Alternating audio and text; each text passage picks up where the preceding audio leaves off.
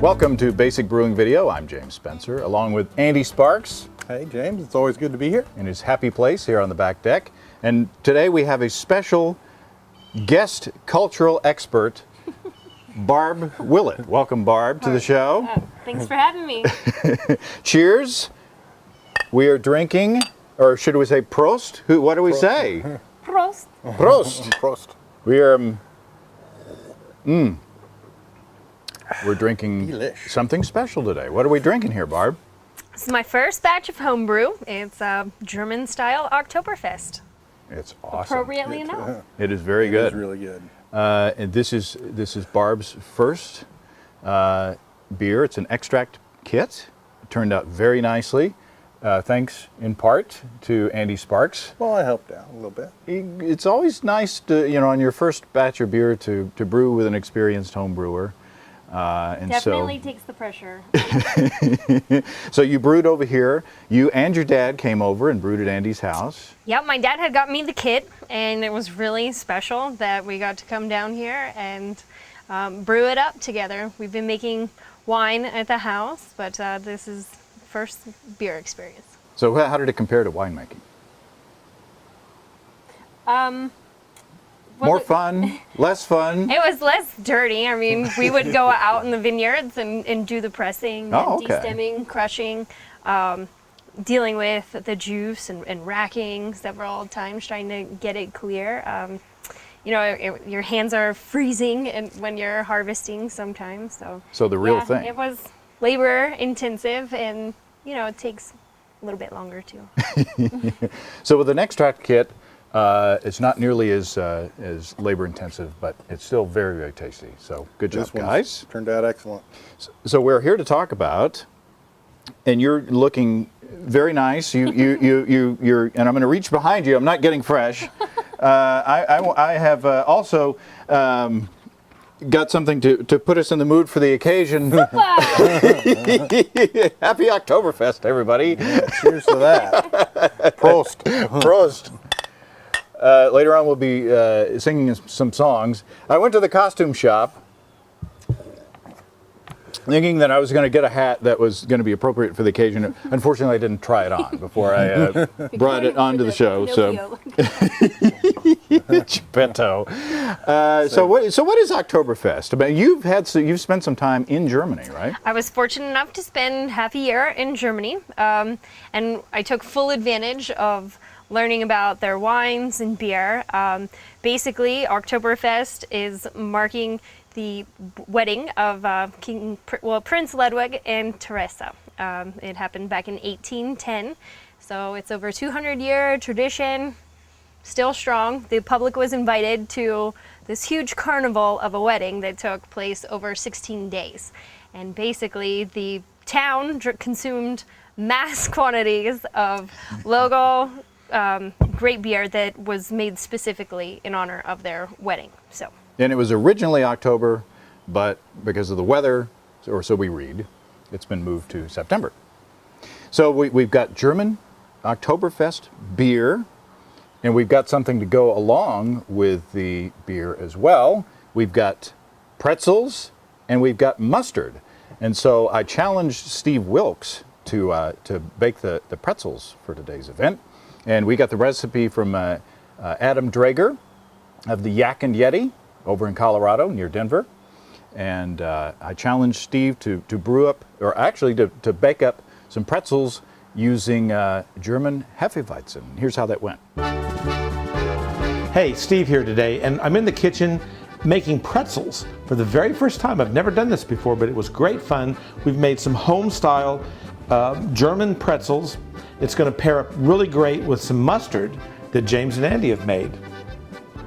So the first thing you want to do is rehydrate the yeast. So just like you're making a beer, at this point it's the same thing. So you take your yeast, you add a little of the warm beer to it, and you let it rehydrate for a few moments. 3 or 4 minutes. Then you want to stir in the rest of your warm beer, and along with that, the 1/3 cup of brown sugar. Let that rehydrate for a minute or two, and you'll be fine. Start adding your flour, and you'll want to knead that until it's really smooth and elastic. So you'll want to work it, and eventually you'll get a nice elastic dough. Let it rise for about a half an hour or so if you want, but you don't really have to. But I would think it would be a good thing to do. While you're doing all of that, heat the oven up to 475 degrees. That's 245 degrees Celsius for all of you folks down under and in the UK. You want to measure out two. This sounds like a lot, but it's what you need. You want to, in your saucepan, you want to measure out 2 tablespoons of baking soda for every cup of water, and you want to fill that pan up enough so that it's at least 3 inches deep. And you bring that to a boil.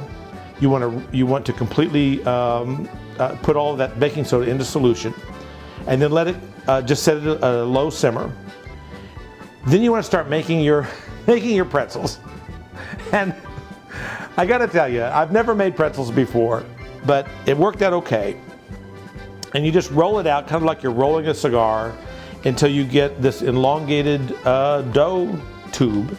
And then you roll up your pretzel into a little pretzel shape. And it took me a lot of practice. It's like I made most of the pretzels that we made today before I got a good looking pretzel. But that's okay. They're home style, you know? It's like a home style bagel or something. So, and so you put it into the water that you've got simmering, and you let it set for about 10 to 15 seconds in that water. And it will begin to turn a kind of pale curry yellow. And then you flip it over. Do it again, let it sit for 10-15 seconds, take it out, put it on your pre-salted cookie sheet. So you've got a little layer of salt on the bottom. Set them on there until you get your tray full. Go back and salt the top of the pretzels. So sprinkle your thick kosher salt. Now we didn't make a mistake, but we thought we had some coarse salt, but ours wasn't as coarse as we wanted it to be. That's okay. It's going to taste the same, but it's traditional and probably a little prettier if you have some big, really coarse, nice salt. So once you've got your tray of pretzels in there, you put it in your 475 degree Fahrenheit oven. You let them bake for 10 to 15 minutes. You're baking at a high temperature, kind of like you'd bake a pizza at home. So you want to watch them because they'll burn pretty quickly. But just keep an eye on them. After about 10-12 minutes, they should be done. Once they've turned a nice golden brown, they look like they're done. Take them out, put them on a cooling tray. You're home free. That's it. That's the whole process. Here they are. They don't look like store-bought pretzels. That's okay. You made them at home. I made these at home. They taste great. Happy brewing, happy pretzel making, happy Oktoberfest. So there we go. Now we got tasty pretzels, and we got tasty beer.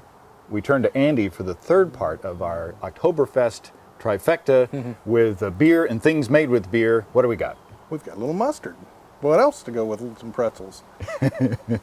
So hey, talk to us about this mustard, and it's very difficult to make, right? No. Like most of the stuff we do on this show, it's not difficult to make. Basic. Very basic. Pretty simple. This recipe is some yellow mustard seeds. About 10% of those mustard seeds are the dark mustard seeds. We started with about a half cup of mustard seeds, a tablespoon of onion flakes, a teaspoon of garlic flakes. Added to that a bottle of Oktoberfest beer, pinch of salt.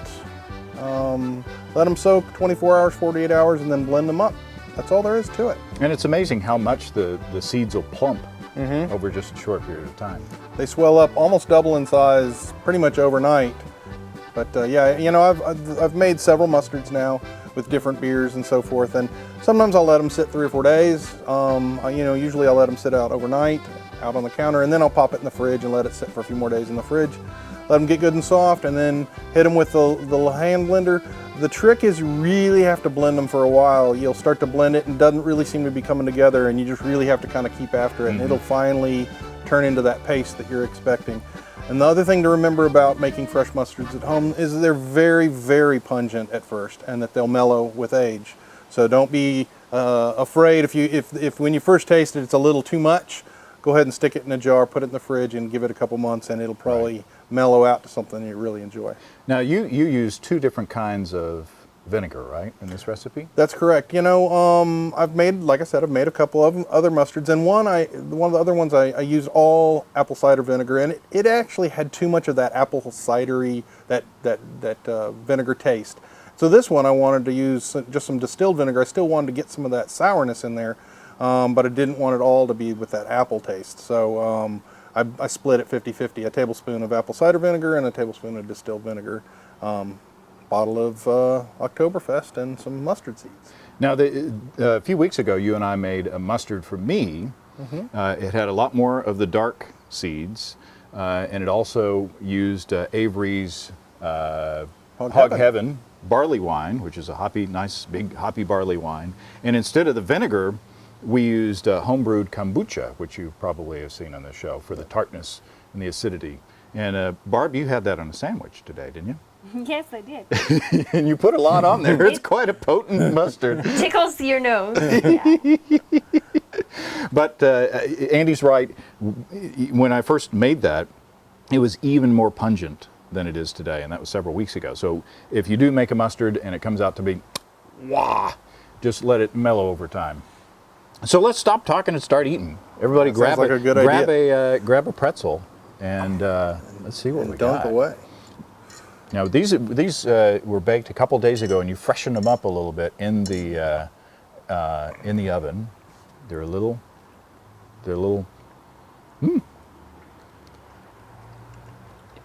Not bad. Oh my goodness, Takes me back. that's very good.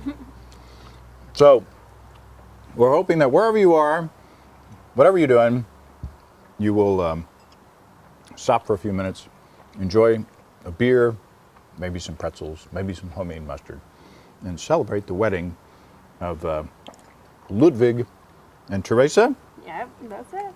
So cheers to everybody out there. Prost. Thank you too for helping. Beautiful show, beautiful day. Cheers everybody. Happy brewing.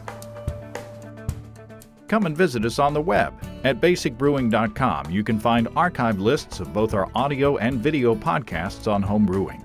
You can also find our DVDs, Extract Brewing and Partial Mashing, Stepping into All Grain, Low-Tech Lagering and Decoction Mashing, Introduction to Wine Kits. Drop us a line. We'd love to hear from you. Write to James at basicbrewing.com, Steve at basicbrewing.com, or just use the contact form on basicbrewing.com. Don't eat that. Don't eat that.